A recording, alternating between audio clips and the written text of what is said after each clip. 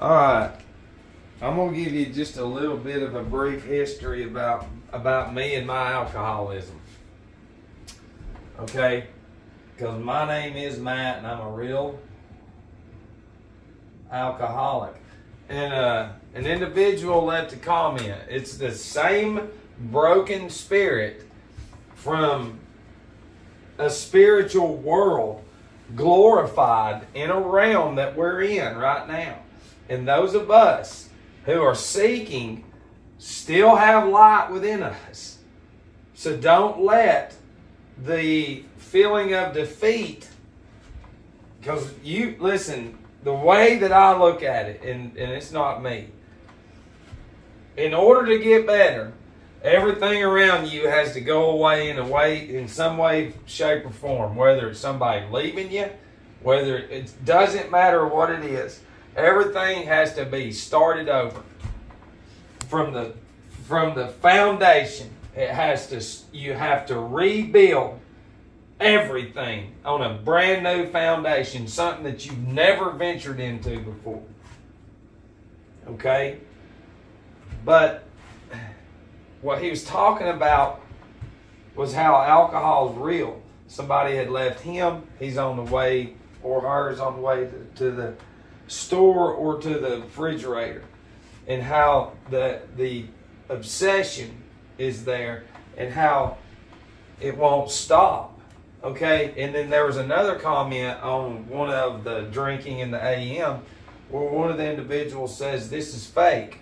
Well, no, the video was, but it wasn't the act. They were saying that nobody does that.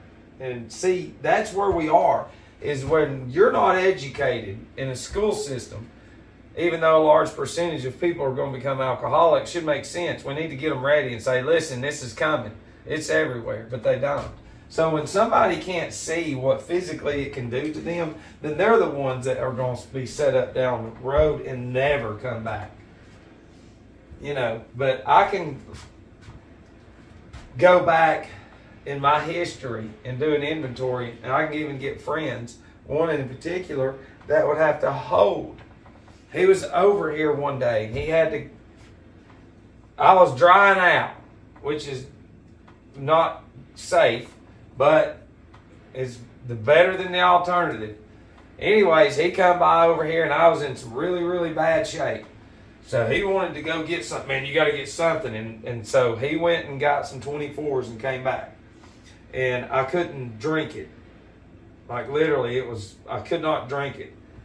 Like I was shaking literally so uncontrollably that he had to hold it and like put the straw up to my lips. And I had to sit there and drink it for a minute.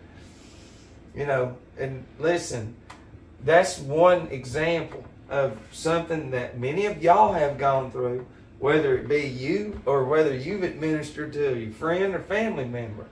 Okay? That's how far that it can go. And then after that, I was in ICU 2 times for drinking.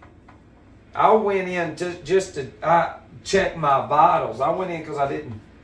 This was years ago, and something, I can't remember what it was. Well, anyways, we would go in there, and my blood pressure was so high that they had to put me in ICU. So, truthfully, I was just walking around time bomb. And the doctor was like, listen, so they had, and just some stuff happened, but this is what we're saying is, it's driven me, it's a demon. It has driven me.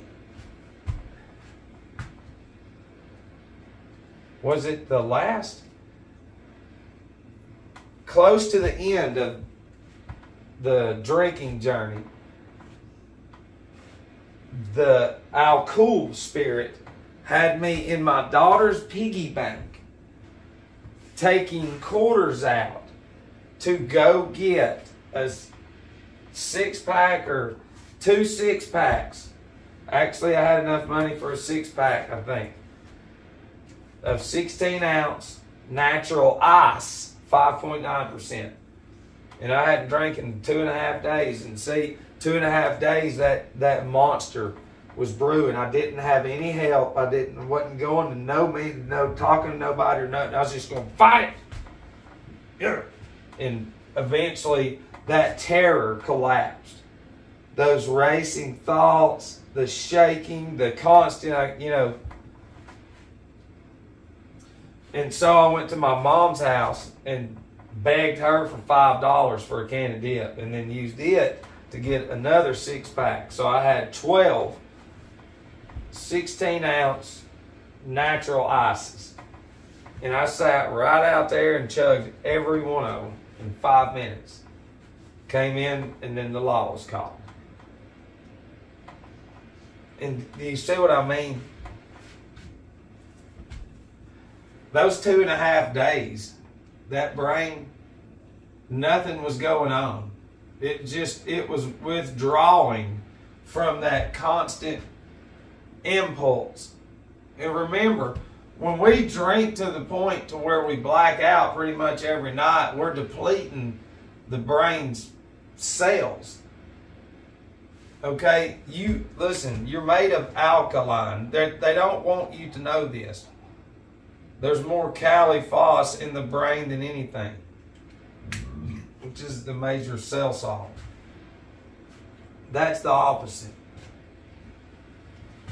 And I have to throw that in there because you can Google Cali-Phos and just get that, potassium phosphate.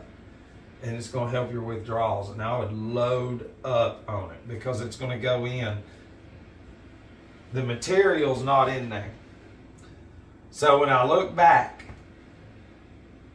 even just watered, I mean, listen, this is an inside job.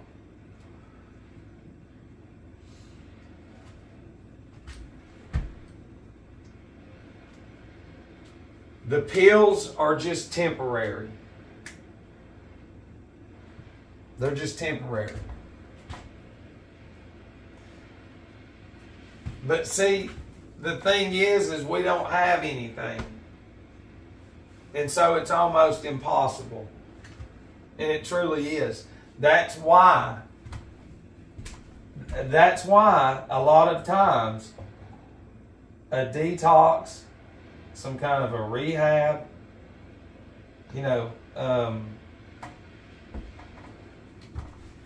listen, I was in all of them.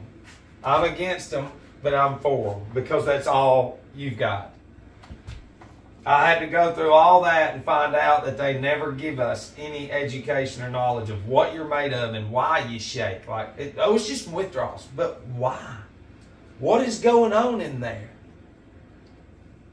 Because see, we can listen, every night that you drink, every night the person that snacks is snacking. You quit drinking, you start snacking. And then that shit becomes overwhelming in time. In those places, they give you treats. They're in plastic bags, there are chemicals and stuff. Just like you're a fucking child in school, but you are because, that's the end of the road. But the thing is you don't know how to do it like I do, and I can't show you. One thing I did know this last go around was, I said if I go because it's not about knowing the routine. I paid attention to everywhere that I ever went, and I really did. But the first 6 days, 7, this last time it lasted for months. But trying to get to that week, do you understand? Like on your own is fucking almost impossible.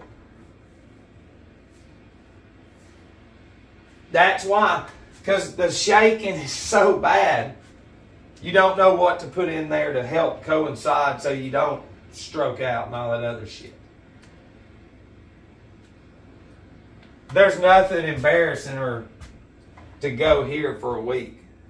That's as long as it can be. And then if you have a choice, the counselors will say, well, we might have a 3-quarter housing or an aftercare for extra 2 weeks or a month. You might get to do that. But your chances out here are slim to none because you've done it over and over and over. You know, there's tools in there in those places, and that's just not, there's other places, non-denominational and all that. But the ideal of that is what rules us. You understand?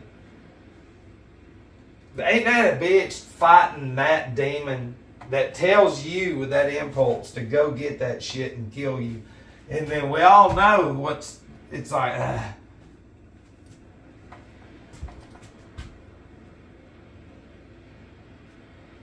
because whatever they pump into you from this Nazi state that we're in, your body, you can get it out by like really knowing your anatomy and what you can eat afterwards. But it's you got to get in there first. And if you do go and take heed to some of these suggestions, pay attention. Pay attention to all the chemicals and how not real any of it is. None of it's natural at all. But that you're only out right now, this day and age. And even the natural places, I don't even think there's many, but they're not natural. They'll probably come walking all in. I mean, and coffee's everywhere in there. Coffee still destroys that. You see what I'm saying? You know, but I always wondered, because there is a point when you black out, like I did after drinking those 12, and then the law came, and then, oh hell, it is just, the journey is going to hold you up more than anything too. The humility of knowing the shit that you've done will stop you from getting better. And it will keep you in a dark place. It'll keep you in a spot to where it's better off right here. Because see, I got to a point to where drinking in public, I had to calm my nerves.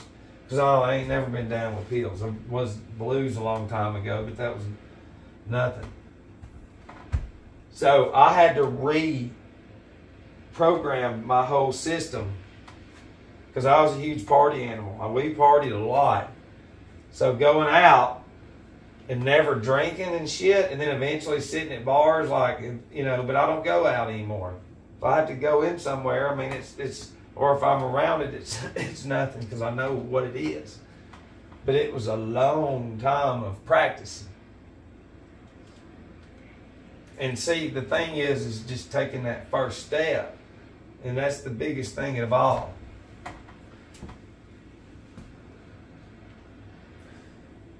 You know,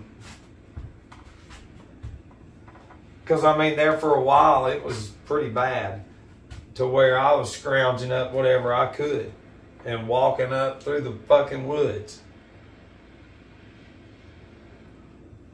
I was blacked out one morning, and one of my old drinking buddies was here. I don't even know where he is.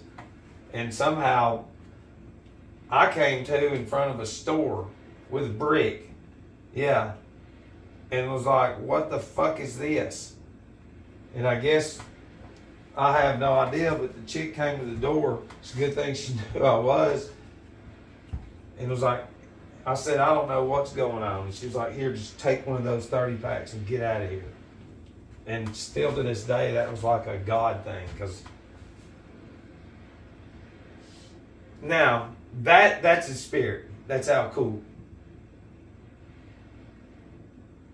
And every one of y'all have some dumb thing too. Many of them. And the days of apologizing to people are over.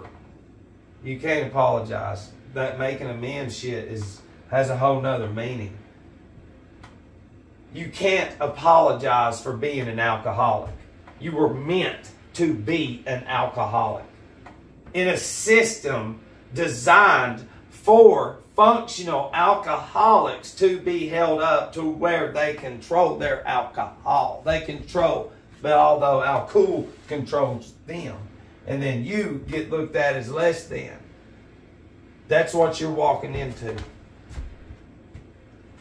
I'll have 9 fucking years next month, and alcohol still runs my life.